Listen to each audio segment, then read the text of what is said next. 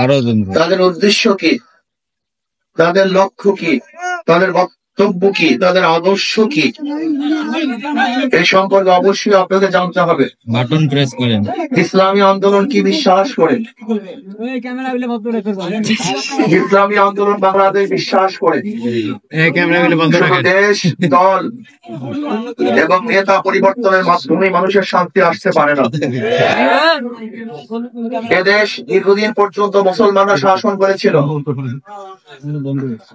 কিছু মুনাফিক, মীর জাফর, মীর সাদেক, উর্মিচাঁদ, করমচাঁদ, রায়দুল্লাহ বাবু, রশিদে বেগম, এরকম কিছু মুনাফিকদের মুনাফিকির কারণে ব্রিটিশ 200 বছর এদের শোষণ করেছিল।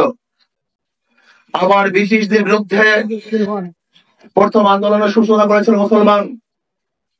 আপনারা জানেন 1803 সালে যখন দিল্লি দখল করেছিল ব্রিটিশ, সেই সময়তেই শাহ ওলিউল্লাহ মাহদি দেলভি রহমতুল্লাহ আলাইহির বড় সাহেবজাদা শাহ আব্দুল আজিজ সাহেব রহমতুল্লাহ আলাইহি ঘোষণা দিয়েছিলেন, আজকে থেকে পাক উপমহাদেশ দারুল ইসলাম নয়, দারুল হরব।